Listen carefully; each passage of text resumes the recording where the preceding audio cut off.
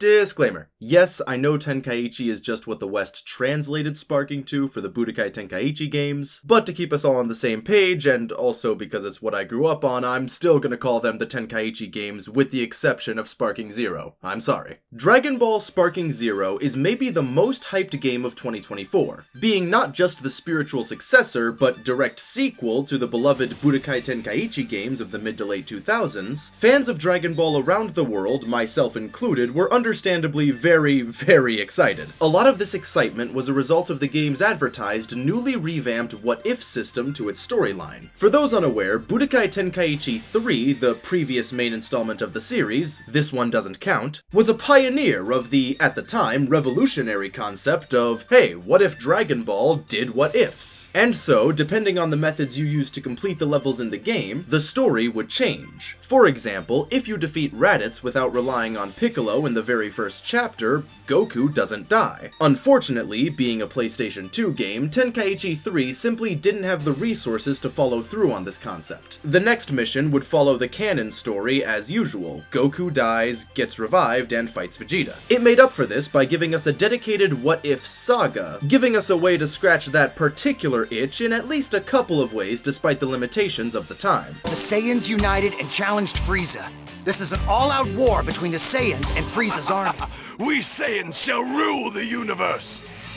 Or at least the limitations of this particular series at the time, because an entire 3 years prior, Dragon Ball Z Budokai 3, not Tenkaichi, actually gave us a much more in-depth what-if system. Several characters from the show got their own dedicated story modes, and after completing each one, you could play through it again, this time with more objectives being revealed on the map. Doing these bonus objectives would send the story down an entirely new path. What if Cooler showed up on planet Namek?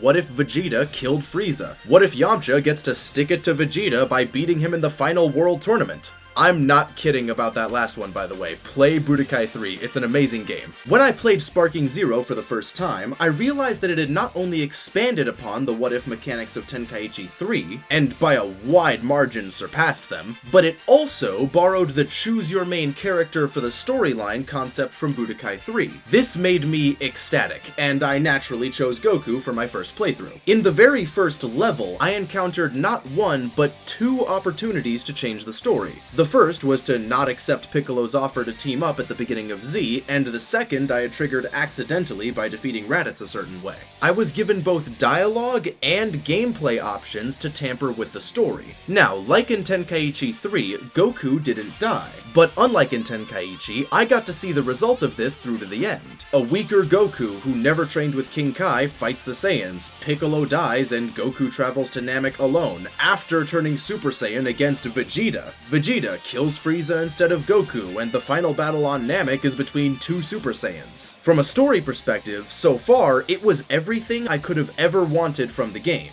However, I must confess, I wasn't quite honest with you. I didn't actually choose to run my first story mode with Goku. He's the only option you get until you complete a version of his story at least once. So after I did, and realized that I was able to play through a story mode for multiple other characters, that's when I was my most excited. The fact that it took us so long to get it, but we finally have it, chat. We found it.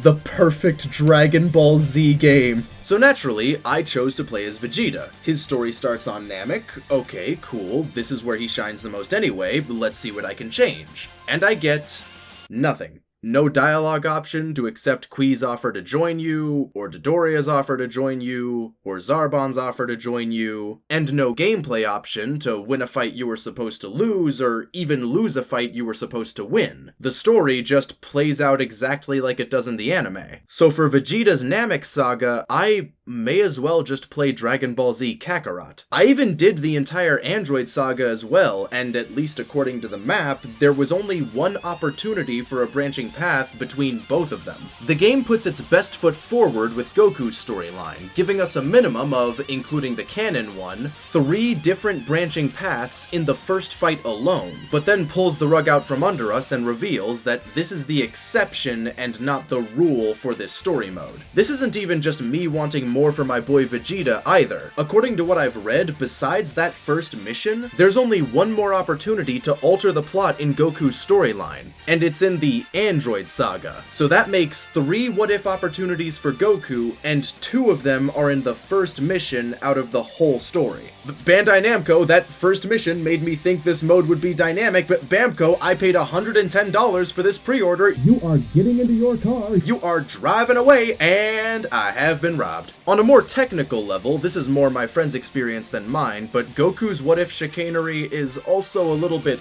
bugged. He took Krillin with him instead of Piccolo to fight Raditz, but kept getting Piccolo's voice lines? I don't know, I'm more forgiving towards bugs since they're more likely to be fixed in the future. The game just came out, we're still waiting for that day 1 patch, but still, worth mentioning. Now, it's not all doom and gloom. The game supposedly has a system to make your own custom stories, much like we all pretended to do with the custom team battles in Tenkaichi 3. Vegeta can probably solo the entire Ginyu Force, right? Yeah, this is a good way for Namek to go. Now, I haven't tried this new system yet, but if it's as in-depth as the advertising makes it seem, community content can be the perfect supplement for what we got. Hey, if Skyrim can get away with it, so can Sparking Zero. Normalize community content. We've been saying this forever. I'm here for it. I just wish the game we got delivered a little bit more on that what-if hype we were riding on. You know, without the fans having to step in. Having said that, now it's time to actually review the game. Do I regret my purchase? Absolutely not. The gameplay is still amazing. It's everything that worked from previous titles perfectly woven into one beautiful combat experience. And despite everything I've said here, this is still the most dynamic story mode and what-if system we've seen in a Dragon Ball video game. That first mission does give an impression of false advertising when you play the rest of the story, and that is a difficult first impression to shake off. But once you finally move past those expectations, what we ended up getting is still incredible. I'm giving this game a 9 out of 10 with a side of sensu beans, for its perfect gameplay and almost perfect story design. Good night, everybody! Oh, we get, oh great heavens, oh my word, no, no, no, no, no, ah ha ha!